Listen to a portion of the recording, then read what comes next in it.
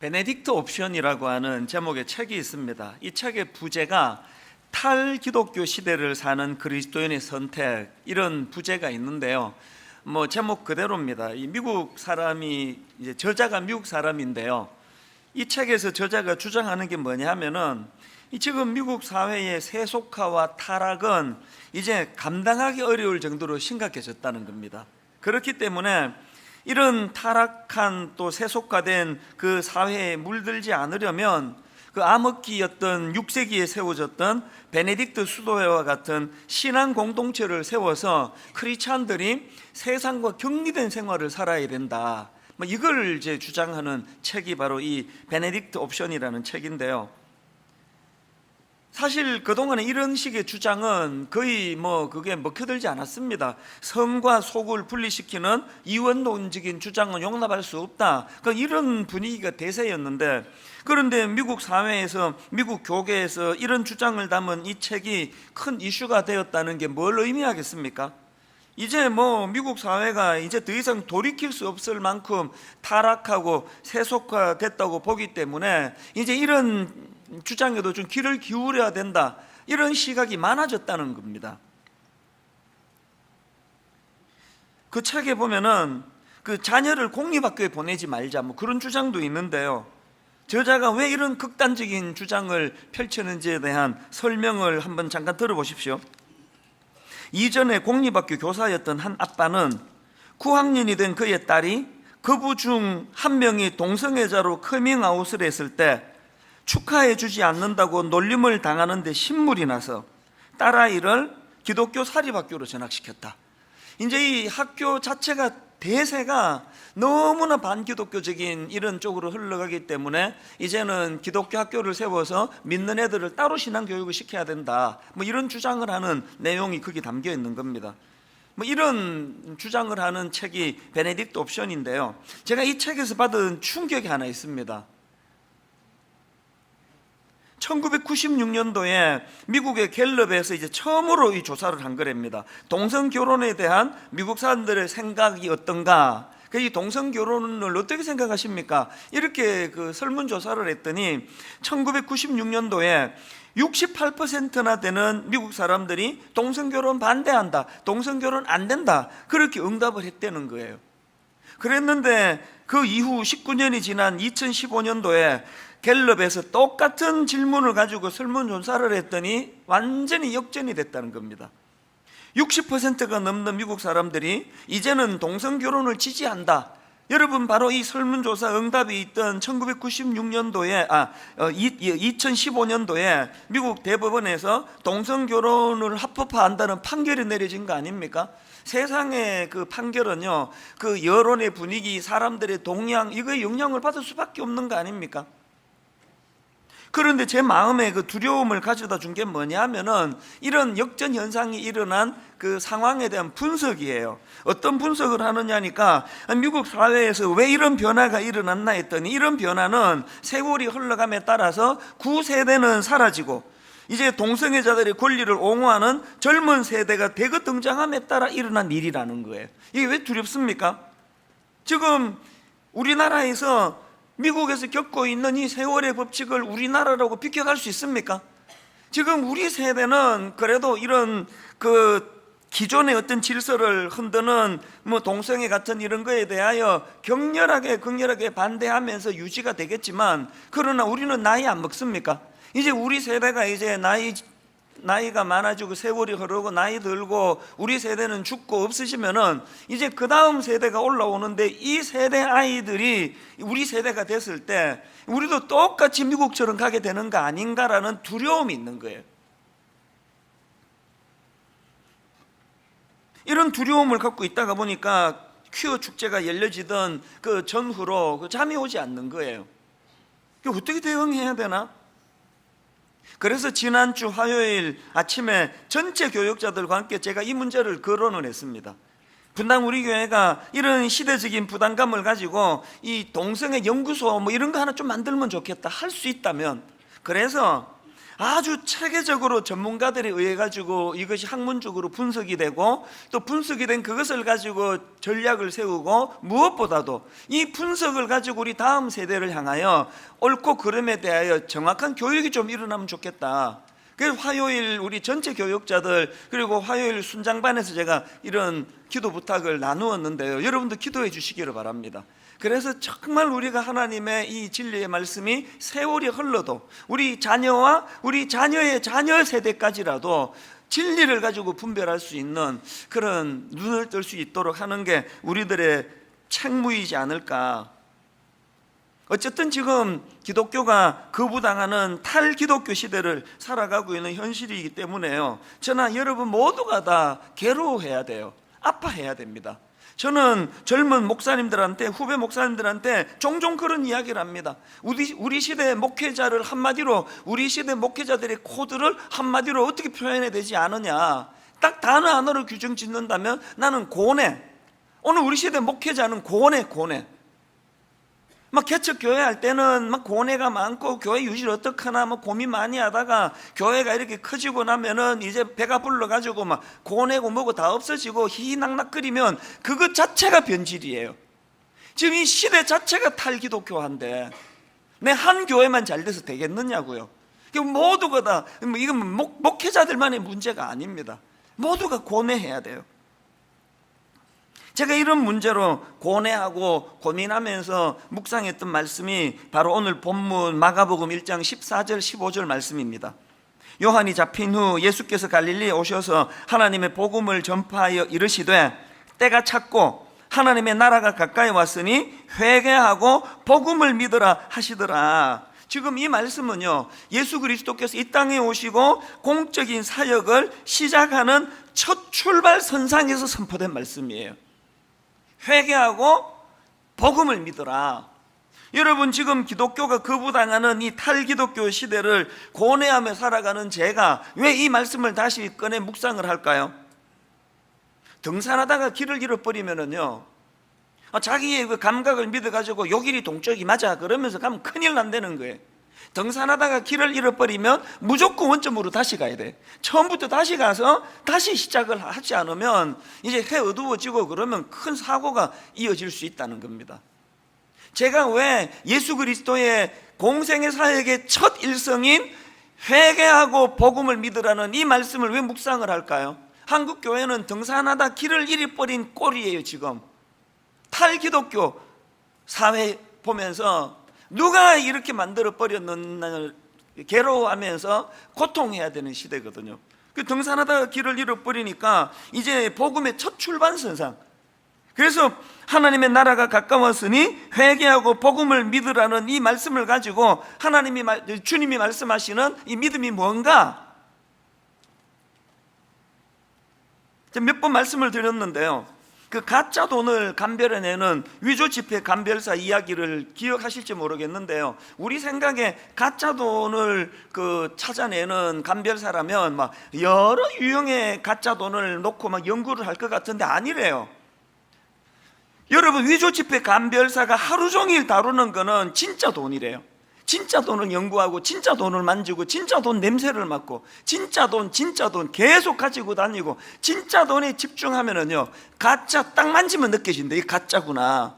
오늘 여러분 탈기독교 시대라고 하는 가슴 아픈 현실에 이것도 잘못됐고 저것도 잘못됐고 니도 잘못했고 나도 잘못했고 이런 그 잘못에 대한 긴장도 필요하지만 지금 더 필요한 거는 원론적인 복음, 진짜 돈이 뭐냐는 거예요. 내가 믿는 예수님이 무슨 믿음을 원하셨냐는 거예요. 내가 믿는 이 믿음의 그 대상이신 하나님은 누구시냐는 거예요. 그래서 제가 사도신경 공부하기로 결심한 겁니다. 이 사도신경은 기독교 2000년 역사 가운데 이 성경 말씀을 딱 몇 마디로 신앙 고백으로 묶어놓은 게 이 사도신경이거든요. 우리 말은 구조가 이렇게 해가지고 이제 중요한 말은 뒤에 나가기 때문에 흐지부지 됐는데요, 이게 라틴어 원문으로 보면은 사도신경이 선포로 시작을 해요. 크레도. 이 크레도가 뭐냐? 나는 믿습니다. 그래서 영어도 보면은 선포로 시작해. 영어 그 사도신경도 보면은 I believe 딱 선언을 하는 거예요. 크레도. 나는 믿습니다. 그렇게 하고 이제 이 선포한 믿음의 대상이신 삼위 하나님. 그래서 사도신경의 그 줄거리는 딱 이렇습니다. 나는 믿습니다, 성부 하나님을. 나는 믿습니다, 성자 예수님을. 나는 믿습니다, 성령 하나님을. 이 사도신경이에요. 그리고 사도신경 할 때 이 신경을 영어로 크리드라 그러는데요, 이 크리드라는 영어 단어도 크레도, 나는 믿습니다라는 이 크레도라는 단어에서 파생된 단어라는 거예요. 제가 왜 사도신경 강해 설교를 결심했는지 아시겠죠? 그래서 이제 우리가 예수님 이 땅에 오셔서 선포하신 첫 일성이 회개하고 복음을 믿으라라는 선포인데, 이 복음을 믿으라 할 때 이 믿음의 대상이 뭔지, 믿음이 뭔지, 나는 지금 진짜 믿음을 지금 갖고 있는지, 이걸 이제 사도신경을 가지고 좀 우리가 고민해 보자는 이야기예요. 베드로전서 5장 8절에도 보니까요, 근신하라, 깨어라, 너희 대적 마귀가 우는 사자같이 두루다니며 삼킬 자를 찾나니. 이게 딱 오늘 우리 시대 아닙니까? 이게 지금 뭐 그냥 뭐 목사고 장로고 여러분 막 그렇게 유명한 목사님 한 번에 픽픽 쓰러지는 거 보시면 모르겠습니까?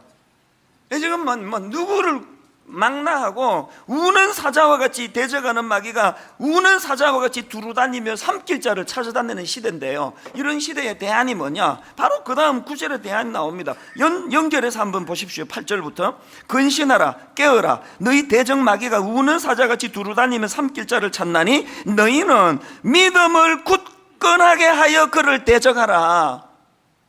뭘 가지고 대적하라고요? 믿음을 굳건하게 하는 게 우는 사자와 같이 우리를 삼키려는 대적하는 것들을 대항하는 힘이라는 거예요.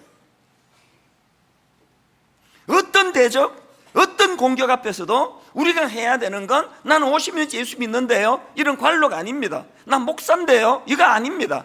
초신자고 기존 신자고 상관없이 이런저런 우는 사자와 같이 악한 공격을 하는 그들에게 우리가 들이댈 수 있는 방패는 굳건한 믿음이라는, 굳건한 믿음. 이게 에베소서 6장 16절에도 똑같은 말씀이 나옵니다. 모든 그 위에 믿음의 방패를 가지고 이로써 능히 악한 자의 모든 불화살을 소멸하고 구원의 투구와 성령의 검 곧 하나님의 말씀을 가지라. 여러분, 능히 악한 자의 모든 불화살을 소멸하고 싶으세요? 여러분의 가정을 뒤흔드는, 여러분의 영혼을 뒤흔드는 이 무서운 공격을 이겨내고 싶으세요? 뭘 준비해야 된다고요? 모든 것 위에 믿음의 방패를 가진, 믿음의 방패. 이게 크레도입니다. 크레도. I believe, 나는 믿습니다. 크레도. 제가 그래서 지난 몇 주 동안에요, 혼자서 길 가다가 화장실 들어갈 때도 혼자서 이 단어 크레도, 크레도, 라틴어 원문을 다 외웠으면 더 좋았을 텐데 하도 안 외워져가지고 그냥 단어 하나만 하기로 했습니다. 크레도, 크레도, 나는 믿습니다. 다음 주쯤에 이제 한 3단어 또 외워서 올지 모르겠습니다. 라틴어 못 외워도 괜찮아요. 크레도 하나면 충분해요. 사도신경은 신앙의 선언이거든요. 나는 믿습니다, 나는 믿습니다. 그렇게 하고 이제 그 믿음의 대상이신 삼위 하나님에 대한 설명이 쭉 연결이 되는 거니까요. 자, 근데 여러분 여기서 한 가지요. 자, 예수님의 말씀 15절, 본문 15절을 다시 한번 보십시오. 이르시되 때가 찼고 하나님의 나라가 가까이 왔으니 회개하고 복음을 믿으라 하시더라. 여기 보니까 복음을 믿으라는 말씀의 앞에 전제가 하나 있네요. 뭐예요? 회개하고, 회개하고. 여기 나오는 회개하고 이 동사는 헬라어 메타노에오라는 단어인데요, 이 메타노에오는 회개하다, 또 생각을 바꾸다, 이런 뜻이에요. 회개하고 생각하고 어떻게 연결이 됩니까? 여러분이 아시다시피 이 성경이 말하는 회개는요, 단순히 반성하는 게 아닙니다. 성경이 말하는 회개는요, 지정의가 고르게 포함된, 내포되어 있는 이 전인격적인 요소를 갖춘 게 회개거든요. 그래서 지정의, 자, 지성적으로는 자각하는 거예요. 내 생각을 바꾸는 게 회개예요. 그런가 하면은 감정적으로는 죄에 대해서 애통해하는 거예요. 어쩌다 내가 이 꼴이 됐나? 내 예수 믿는다고 하는 내가 어쩌다가 내가 이 모양 이 꼴이 됐나? 이 목사라고 하는 내가, 그 분당 우리 교회 담임 목사라고는 내가 어쩌다가 내가 이렇게 돼버렸나? 여러분, 우리가 감정적으로 죄에 대해 애통하는 그게 회개예요. 그런가 하면 세 번째가 뭐예요? 의지적으로는 이제는 내가 더 이상 죄가 나를 다스리지 못하도록 하겠다. 나는 이제 제 죄에 대하여 단절하기를 원한다. 나는 이제 죄로부터 돌이켜 예수 그리스도께 나아가는 의지적인 결단을 감행할 것이다. 그래서 여러분, 입을 덮어쓰고 그냥 내가 왜 그런 짓을 했지 그러면서 엉엉 울고 있는 건 회개가 아니에요. 회개는 의지적으로 끊는 거예요. 내가 목사답지 않은 이런 어처구니 없는 울분과 분노를 가지고 성도들을 대해서 되겠나? 이제 내 이름에, 내 사전에 울분과 분노는 없다. 내게는 용서밖에 없다. 그렇게 의지적으로 선언하고 실제로 찾아가서 손을 내미는 거, 이게 회개예요. 근데 여러분 한번 생각을 해보세요. 이렇게 지성적으로, 감정적으로, 의지적으로 이것이 다 결합이 되는데, 이 모든 회개의 첫 단추가 뭐예요? 자각하는 거예요. 내 생각을 바꾸는 거. 그래서 예수님께서 왜 복음을 믿으라는 말씀 앞에 회개하고라는 전제를 두셨는지 아시겠죠? 내가 갖고 있는 이 근원적으로 굳어진 이 생각을 깨트리지 않고는 지정의 변화가 없다는 겁니다. 사도행전 2장에서 베드로가 촉구하는 것도 그거 아닙니까? 사도행전 2장 38절을 보십시오. 베드로가 이르되 너희가 회개하여, 여기도 나오네요. 너희가 회개하여 각각 예수 그리스도의 이름으로 세례를 받고 죄사함을 받으라. 그리하면 성령의 선물을 받으리니, 죄사함을 받고 성령의 선물을 받는 놀라운 삶의 변화를 이루기 위한 첫 단추, 생각을 바꾸는 생각. 회개하고. 그 제가 지난주에 그 알리스트 맥그레스라는 분이 쓴 믿음이란 무엇인가라는 그 얇은 책이에요. 그 책을 읽다가 너무나 제가 인상적인 문장 하나를 제가 발견을 해가지고 이걸 옮겨 적어 놓고 많이 되뇌었습니다. 그 소제목인데요, 이런 문장이에요. 나는 믿습니다. 땡땡 큰 그림으로 들어가기, 이렇게 돼 있더라고요. 너무 와닿아가지고 오늘 설교 제목을 여기서 따왔습니다. 나는 믿습니다. 땡땡 큰 그림으로 들어가기. 예수님이 원하시는 믿음이 뭐냐? 큰 그림으로 들어가는 거래요. 그리고 그 전제가 뭐예요? 회개가 전제래. 회개가 뭐라고? 내 이 생각을 바꾸는 게 회개라 그랬잖아요. 정리가 되십니까? 회개하고 내 이 얄팍한 생각을 정리하고 믿음이 회복되면은 그게 큰 그림으로 들어가는 거래요. 그저 죄성을 가져가지고 그냥 시야가 좁아가지고 누구랑 찢고 뽑고 싸우고 질투하고 분노하고 죄짓고 이런 시야를 가진 우리가 이제 회개하고 생각이 바뀌어지면, 믿음이 내 안에 들어오면은 믿음이 뭐라고요? 우리를 큰 그림을 그리는 쪽으로 돌리신다는 겁니다. 이 좁은 시야, 좁은 생각, 여기서 빠져나와가지고 이제 이 하나님이라고 하는 어마어마한 그분의 세계로 들어가는 게 믿음인 줄 믿으시기를 바랍니다.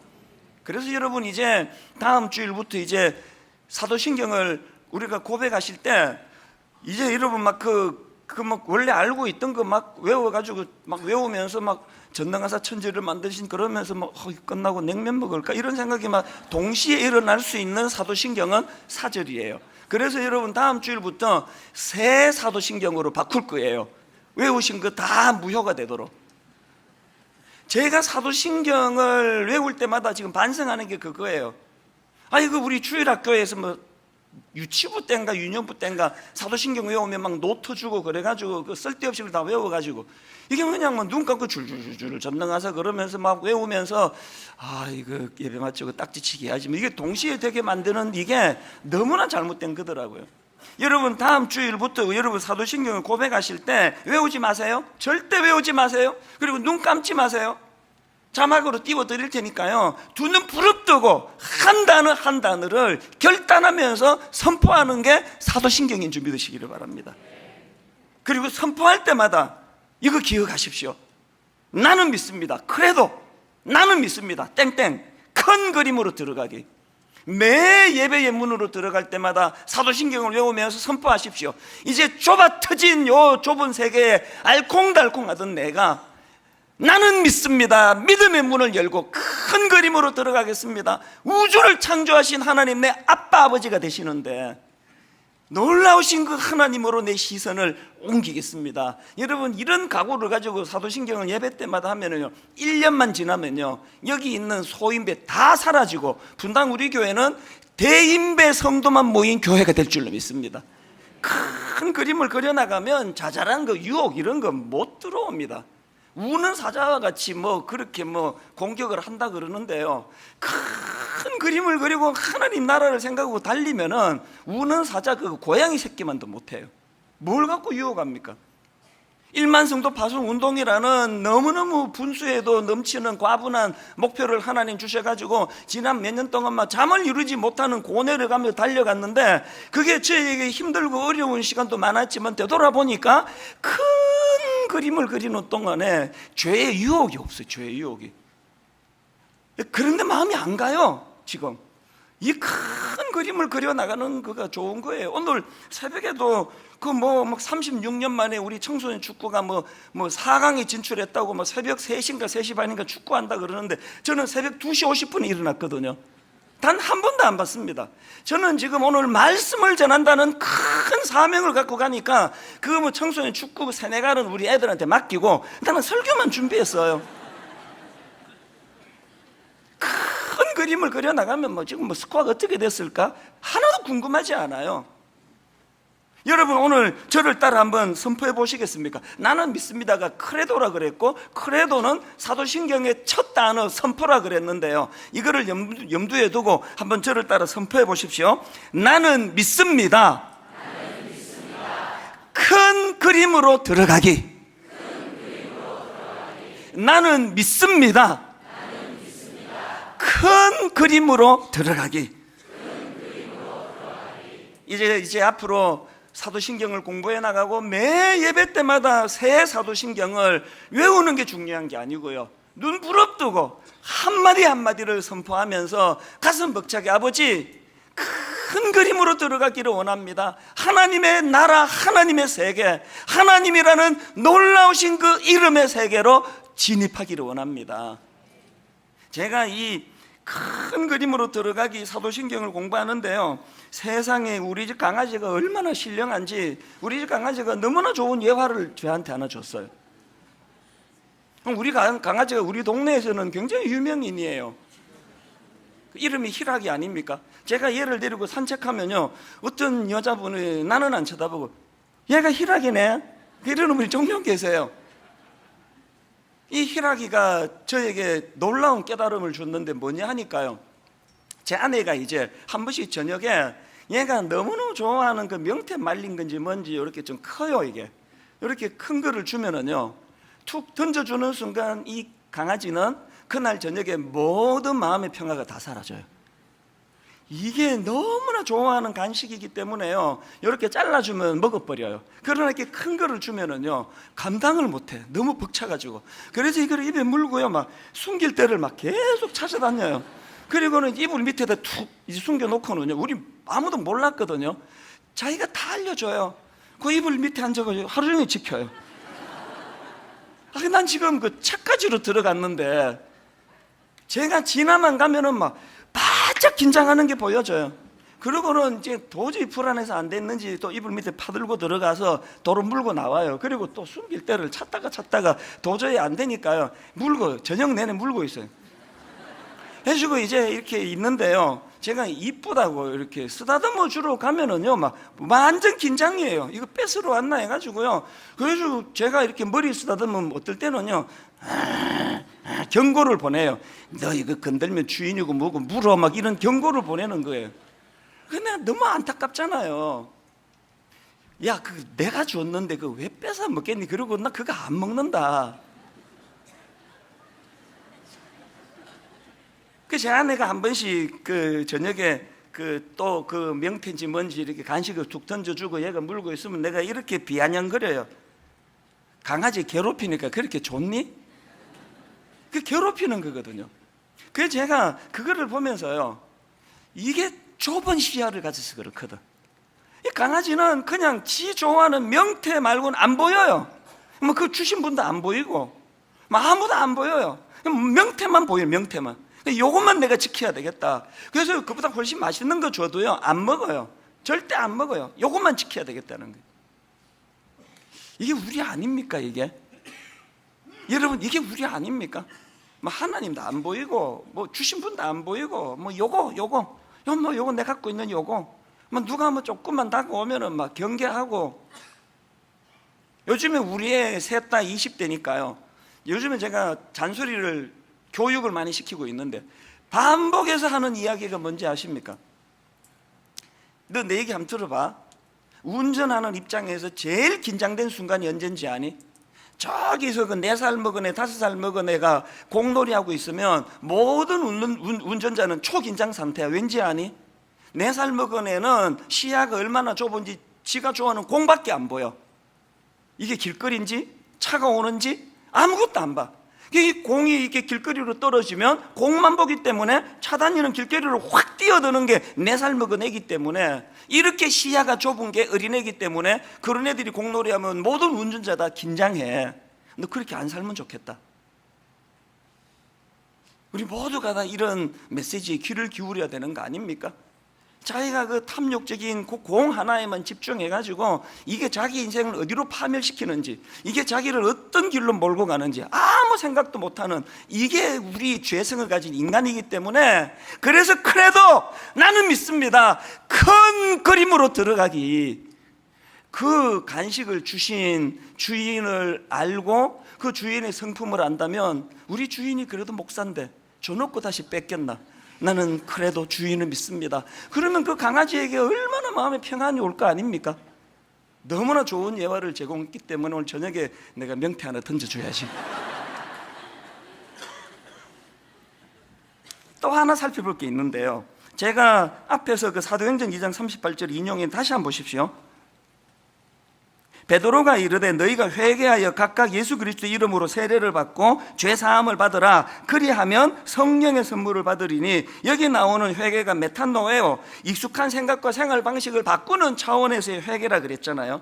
그런데 여러분, 이 회개 촉구가 어떤 맥락에서 나왔는지를 보자는 거예요. 이 38절에 너희가 회개하여 생각을 바꾸어라는 이 말씀이 왜 나왔나? 바로 앞에 37절을 보니까요, 그들이 이 말을 듣고 마음에 찔려 베드로와 사도들에게 물어 이르되 형제들아 우리가 어찌할꼬? 그러면 또 이 37절에 마음이 찔린 거 왜 찔리게 됐느냐? 바로 그 앞에 36절, 사도 베드로가 지금 복음을 전합니다. 그런즉 이스라엘 온 집을 확실히 알지니 너희가 십자가에 못 박은 이 예수를 하나님이 주와 그리스도가 되게 하셨느니라 하니라. 이 말씀이 36절에서 선포되니까 37절에서 형제여 우리가 어찌할꼬? 언제 우리 생각이 변화되는 차원의 회개가 가능하다고요? 형제여 우리가 어찌할꼬? 진짜 은혜의 자리로 가시려면요, 이 탄식이 터져 나와야 돼요. 저는 종종 그런 탄식이 나와요. 이 목사, 제가 저에게 이제 꾸짖는 거죠. 너 어쩌려고 이러냐? 너 어쩌려고 이러냐? 어쩌려고? 목사가 그러면 어떡하니? 여러분, 생각의 변화, 회개가 일어나고 성령의 충만한 자리로 가기 위한 첫 관문은요, 자기에 대한 탄식이에요. 한국 교회가 지금 뭐 탈기독 교회라 그러는, 탈기독 사회라 그러는데, 오늘 우리가 이거 어떻게 해야 되는 건가? 형제여 우리가 어찌할꼬? 저는요, 저에게 지난 개척 이후 17년 동안 이런 꾸지람을 많이 했습니다. 욕심이 들어올 때마다 저를 무지하게 꾸짖는 거예요. 어쩌려고 이러냐 이 목사, 어쩌려고? 그 사람 좀 많이 모이는 그게 네 눈에 뭐 엄청나 보이니? 이게 건물 짓고 막 끌어모으고 어쩌려고 그러냐? 저는 저와 여러분 모두가 다 형제여 우리가 어찌할꼬? 오늘 우리 형편을 보고 이렇게 탄식할 때 베드로 사도를 통하여 주셨던 말씀처럼 하나님께서는 놀라운 대안의 자리로 인도해 주시리라고 믿습니다. 이 전제를 가지고 우리 모두가 다 예수님이 말씀하시는 이 믿음의 자리로 나가야 되는데요, 그 하이델베르크 교리문답이라고 아시죠? 이 하이델베르크 교리문답은 1563년도에 작성된 문답서예요.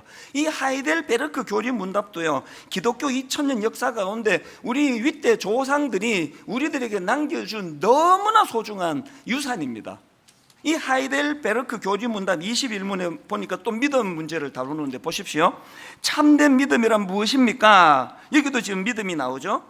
참된 믿음이란 무엇입니까? 이 질문에 대한 정답이 이렇습니다. 참된 믿음은 하나님께서 그의 말씀에서 우리에게 계시하신 모든 것이 진리라고 여기는 확실한 지식이며, 참된 믿음 하나 나왔죠? 확실한 지식이며, 그 다음 동시에 성령께서 복음으로써 내 마음속에 일으키신 굳은 신뢰입니다. 뭐가 참된 믿음이라고요?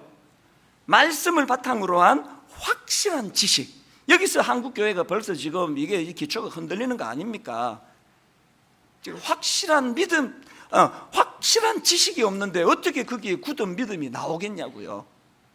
그런가 하면은 지식만이 아니에요. 그 확실한 지식이 말씀에서 나왔나? 그리고 또 이 확실한 지식이 나로 하여금 굳은 신뢰로 연결시켜주고 있는가? 이게 내가 지금 진짜 지식인지 아닌지 점검하는 거예요. 그리고는 그 다음 22문에서 이런 질문을 던집니다. 그러면 그리스도인은 무엇을 믿어야 합니까?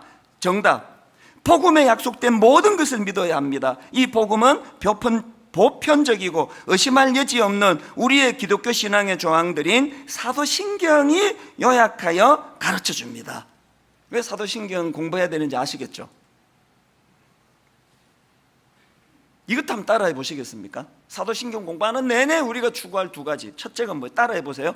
확실한 지식, 굳은 신뢰. 확실한 지식, 굳은 신뢰. 다음 주부터 사도신경 공부하는 내내 이 두 가지가 이루어지고 있는가? 여러분, 오늘 이 혼미한 시대에 우리에게 이 확실한 신뢰, 확실한 지식, 굳은 신뢰. 병 낫고 싶으면요, 의사 찾아가가지고 그 의사를 믿으셔야 돼요. 이분은 나 병 고쳐주실 실력이 있는 분이다. 그리고 그분이 처방해 주는 약에 대한 믿음을 갖고 있어야 돼요. 계속 그 의사랑 상담하면서 속으로 이 돌팔이가 뭘 안다고 이런 소리 하지? 그 처방해 주는 약, 이게 돌팔이가 제조해 주는 게 무슨 효과가 있겠어? 그러면 안 드시는 게 좋아. 효과 없습니다. 여러분, 우리가 확실한 지식과 굳은 신뢰를 가지고, 그래서 여러분 이사야 7장 9절, 만일 너희가 굳게 믿지 아니하면 너희는 굳게 서지 못하리라. 굳게 믿지 아니하면 굳게 서지 못하리라. 이거 뒤집으면 어떤 거예요? 굳게 믿으면 굳게 서게 되는 거예요. 너무나 기반이 약한 이 시대에서 여러분 굳게 서는 인생 되기를 바랍니다. 여러분 굳게 믿으면 굳게 서는 사례가 성경에 막 무지 많이 나오는데, 대표적인 주자가 욥. 어떤 상황에서도 흔들리지 않는 굳게 믿지 아니하면 굳게 서지 못하리라. 욥이 성경에만 있습니까? 지난주 말씀드렸잖아요. 교회 오빠, 영화의 주인공 이관희 집사, 그 아내 오은주 집사, 주를 향한 굳게 믿는 믿음이 서 있으니까 얼마나 이게 견고한지 죽음도 두려워하지 않죠. 우리 봤잖아요. 그 영화 한번 보세요. 굳게 믿는 믿음이 내 인생을 얼마나 견고하게 하는지, 죽음의 두려움을 이기게 만드는 능력이 된 줄로 믿습니다. 오늘 결론을 이렇게 맺기 원합니다. 하이델베르크 교리문답 20문에 이런 게 있습니다. 질문입니다. 그러면 아담 안에서 모든 사람이 멸망한 것처럼 그리스도를 통하여 모든 사람이 구원을 받습니까? 정답, 아닙니다. 이 선포가 너무 단호해서 섬뜩했어요. 다시요. 아담 안에서 모든 사람이 멸망한 것처럼 그리스도를 통하여 모든 사람이 구원을 받습니까? 정답, 아닙니다. 아닙니다. 참된 믿음으로 그리스도에게 연합되어 그의 모든 은덕을 어떻게 합니까? 받아들이는 사람들만 구원을 받습니다. 이 사실을 잊으시면 안 됩니다. 모든 사람 다 구원받는 거 아닙니다. 그의 은덕을 받아들이는 사람만. 누가 구원받습니까? 참된 믿음으로 그리스도에게 연합하여. 여기 나와 있는 그리스도에게 연합하여는 한마디로 말하면 접붙이는 게, 접붙이는. 제가 어릴 때 어렴풋이 기억이 나거든요. 시골에서 이렇게 그 가지와 가지를 그 접붙이는 이것들이 여기서 말하는 그리스도와 연합이에요. 그래서 요한복음 15장 5절, 나는 포도나무요 너희는 가지라. 그가 내 안에 내가 그 안에 거하면 사람이 열매를 많이 맺나니 나를 떠나서는 너희가 아무것도 할 수 없습니다. 또 4절, 내 안에 거하라. 나도 너희 안에 거하리라. 가지가 포도나무에 붙어 있지 아니하면, 가지가 포도나무에 붙어 있지 아니하면 스스로 열매를 맺을 수 없음같이 너희도 내 안에 있지 아니하면 그러하리라.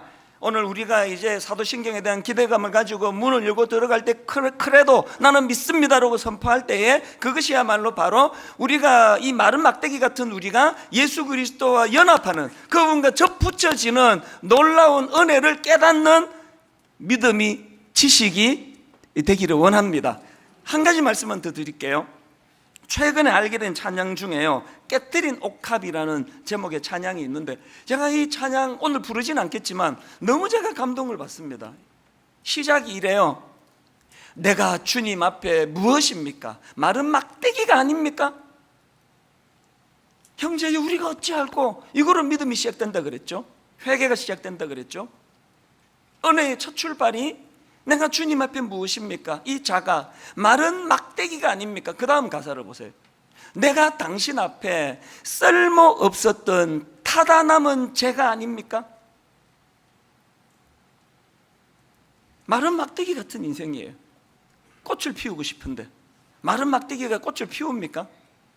타다 남은 죄 같은 인생인데, 나이 들어가는 게 죄성을 가진 인간에게 얼마나 서러운 일이라는 걸 여러분 모두가 알잖아요.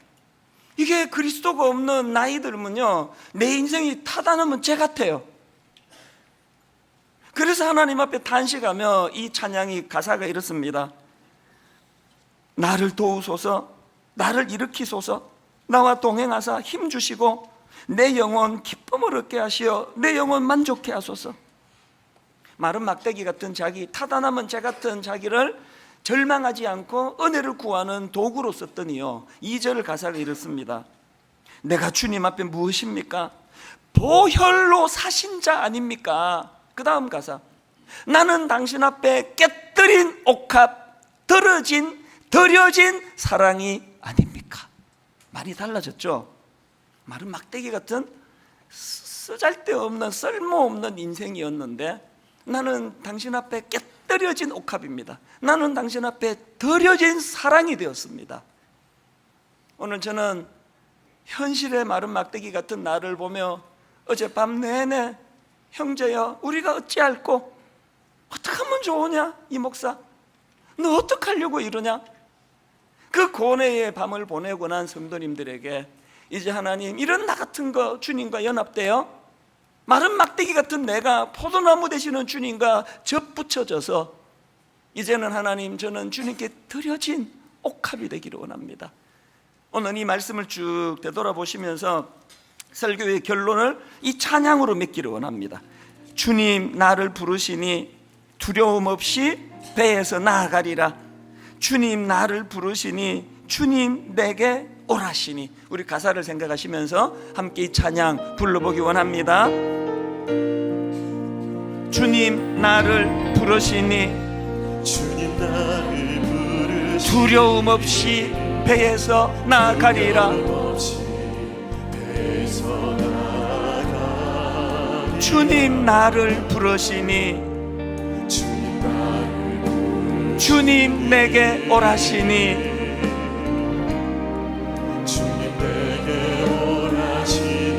주님 보고 계시기에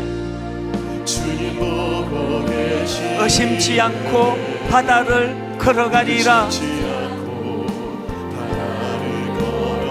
주님 보고 계시기에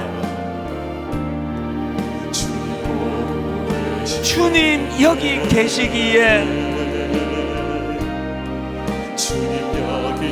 상황은 달라진 게 없지만 주님 보고 여기 계시기에 이 깊은 바다가 반석이 되고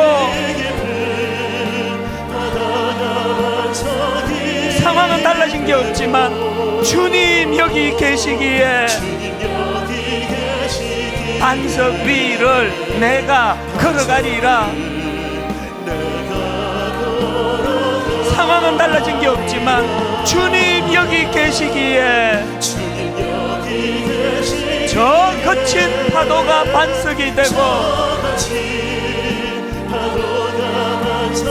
주님 여기 계시기에 반석 위를 내가 걷습니다. 여러분, 제가 이 찬양을 묵상하다가 보니까요 1절이 이렇게 시작되네요. 주님 나를 부르시니 두려움 없이 배에서 나아가리라. 이게 자꾸 뭐가 연상이 되느냐, 왜 그냥 나아간다 안 그러고 두려움 없이 나아가리라 그랬을까요? 그동안 많이 두려웠나 봅니다. 주님 없는 풍랑이는 배 안에 있는 그 베드로는 두려울 수밖에 없거든요. 풍랑은 잦아들지 않고 상황은 똑같은데 밤 사경 모든 걸 다 포기한 그 상황에 주님 나타나시니까 두려움 없이 배에서 나아가리라. 어떤 경우도 여러분 마른 막대기 같은 제가 아주 윤택한 나무 되는 일은 없습니다. 내가 달라지는 거 아니에요. 고뇌의 밤을 보낸, 그래서 어쩌려고 이러냐 이 단시간은 이 탈기독교 사회에서 하나님 이제는 주님을 의뢰하고 주님과 접붙여지기를 원합니다. 주님으로부터 아버지 하나님 공급받기를 원합니다. 그러고 나니까 상황은 달라진 게 없는데 주님 여기 계시기에, 주님 나를 부르시기에 두려움 없이 의심치 않고 이 배에서 나아가리라 선포할 수 있는 거 아니겠습니까? 우리 찬양 다시 한번 부를 동안에 두 가지가 같이 일어나야 돼요. 탄식, 형제여 우리가 어찌할꼬? 주님, 저는 마른 막대기 같은 인생입니다. 주님, 저는 당신 앞에 쓸모없었던 타다 남은 재 같은 존재입니다. 그런데 아버지, 주님과 접붙여져 그분과 연합하여 하나님 이 마른 막대기 같은 내 인생에도 꽃이 피는 이 은혜를 지금 저는 누리고 있습니다. 또 누리기를 원합니다. 이런 소원을 가지고 우리 찬양 한 번 더 부르실 동안에 하나님을 많이 사모하며 그래도 이 믿음이 이런 은혜의 자리로 인도하게 될 줄로 믿습니다. 확신하면서 우리 한 번 더 찬양의 자리로 나아갑니다. 주님 나를 부르시니 주님 나를 부르시니 두려움 없이 배에서 나아가리라. 주님 나를 부르시니 풍랑이는 바닷가에 주님 내게 오라시니 상황은 달라진 거 없지만 주님 보고 계시기에 의심치 않고 바다를 걸어가리라. 상황은 달라진 게 없지만 주님 보고 계시기에 주님 여기 계시기에 비록 마른 막대기 같은 내 인생이지만 주님 여기 계시기에 이 깊은 바다가 반석이 되고 비록 상황은 달라진 게 없지만 주님 여기 계시기에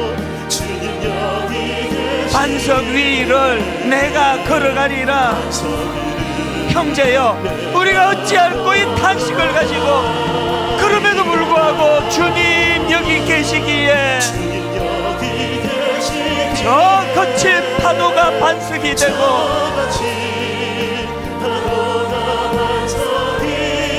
주님 여기 계시기에 반석 위를 내가 걷습니다. 우리 다 자리에서 일어나셔서 주님 여기 계시기에 하나님 내 삶이 너무나 두렵지만 이 깊은 바다가 반석이 되고 상황은 달라진 것이 없지만 주님 여기 계시기에 반석 위를 내가 걸어가리라. 여러 가지 시련 속에 있지만 주님 여기 계시기에 저 거친 파도가 반석이 되고 주님 여기 계시기에 선포하십시오. 반석 위를 내가 걷습니다. 우리 마지막으로 한 번 더 믿음을 가지고 신앙 고백하며 주님 여기 계시기에 이 깊은 바다가 반석이 되고 그래도 나는 믿습니다. 주님 여기 계시기에 반석 위를 내가 걸어가리라.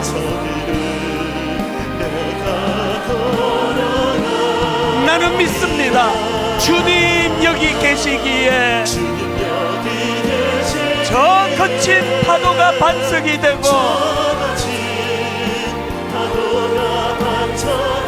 나는 믿습니다. 주님 여기 계시기에 반석 위를 내가 걷습니다.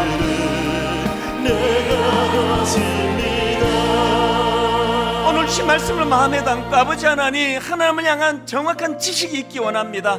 그 지식이 나를 굳건한 반석 같은 아버지 신뢰의 자리로 나가도록 인도하여 주셔서 아버지 너무나 두려운 현실 앞에 주님 나를 부르시니 두려움 없이 이 배에서 나아가기를 원합니다. 오늘 말씀을 기억하며 통성으로 같이 기도하시겠습니다. 살아계신 하나님 아버지, 오늘도 하나님 밤새 우리 자신을 돌아보며 형제여 우리가 어찌할꼬, 형제여 우리가 어찌할꼬 탄식하며 아버지 아픈 시간을 보내고 있었다면 이제 하나님 떨치고 일어나 주님 나는 믿습니다. 나는 주님과 접붙여진 마른 막대기입니다. 여전히 초라하기 짝이 없는 인생이지만 하다남은 제 같은 인생이지만 주님 나는 주님과 연합한 인생입니다. 나는 주님과 접붙여진 인생입니다. 상황은 달라지지 않았지만 현실은 여전히 무겁고 아프지만 변화된 게 있다면 막대 마른 막대기 같은 내가 영위하는 인생이 아니라 포도나무 대신 주님과 접붙여진 인생, 주님과 연합한 인생, 주님으로부터 공급받는 인생이 되기를 원하며 선언합니다. 그래도 나는 믿습니다. I believe. 주님 앞에 이 신앙 고백이 내 안에 능력이 되도록 인도하여 주시옵소서.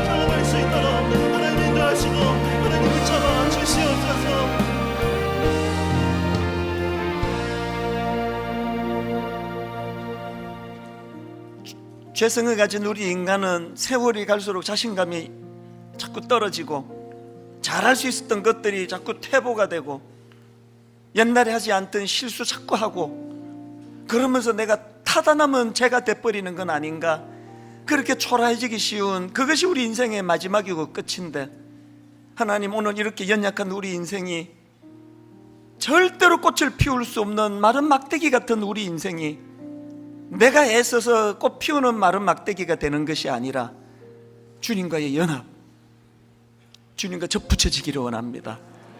그분이 공급해 주시는 그 은혜와 그 능력으로 하나님 마른 막대기 같은 내 인생에도 꽃이 피어진다는 것을 믿음으로 한번 확인하고 목도하기를 원합니다. 마른 막대기 같은 우리 가정입니다. 자녀 교육이 제대로 잘 이루어지지 않습니다. 경제적으로 이 어려움을 떨치기가 너무나 어렵습니다. 나이가 들어갈수록 건강은 점점 허약해지는데 타다남은 제 같은 인생으로 끝나는 초라한 인생이 아니라 주님과 접붙여진, 그래서 나이가 들면 들수록 육신은 후패해져 가지만 내 영혼은 날마다 새로워진다는 이 사도 바울의 말씀이 이런 거였구나. 그 깨달음의 감격을 가지고 살아가는 믿음의 신앙인 되게 하여 주시옵소서. 이것이 가능하도록 그래도 나는 믿습니다. 매 주일마다 이 신앙을 고백하고 선포하면서 그 믿음의 대상인 삼위 하나님을 알아가는 기쁨을, 그리고 굳은 신뢰로 연결되는 이 기쁨을 매 예배 때마다 허락하여 주시옵소서.